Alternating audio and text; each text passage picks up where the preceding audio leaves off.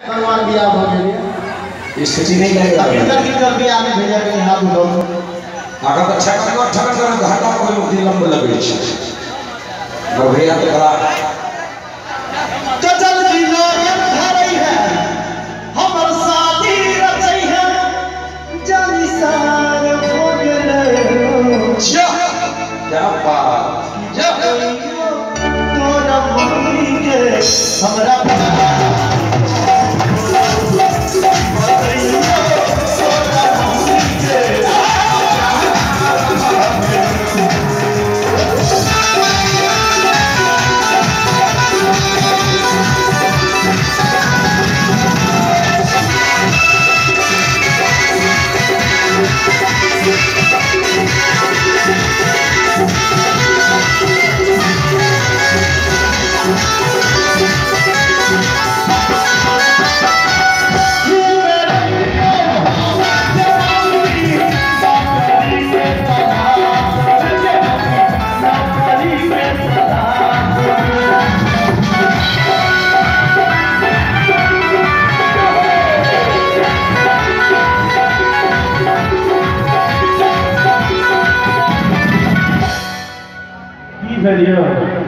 वो ठीक से और चला इतने काम नहीं बुझे छोड़ कहत कबीर सुनो रे भाई संतो कन्या के बिना कहत कबीर सुनो रे भाई संतो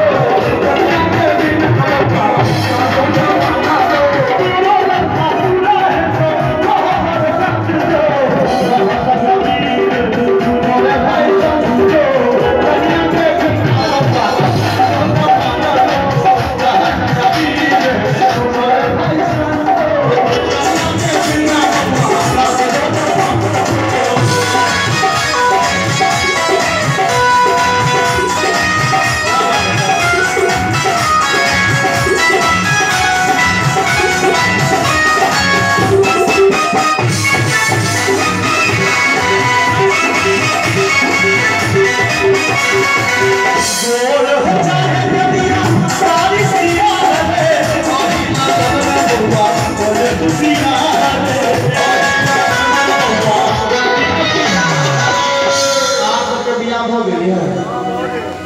बने हो गए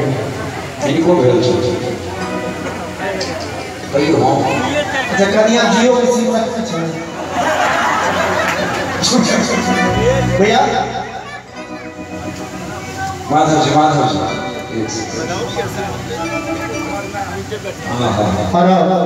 जखन बरुआ के बरदादी 201 रुपया हमरा आशीर्वाद स्वरूप देलखिन तो किया ने एही बीच में एकटा बधैया भ जाए ठेठ लोग की ठेने के बाद और एकटा बधैया सुना दी पहले धन्यवाद सही अच्छा और संगे बरुआ के बड़ इच्छा से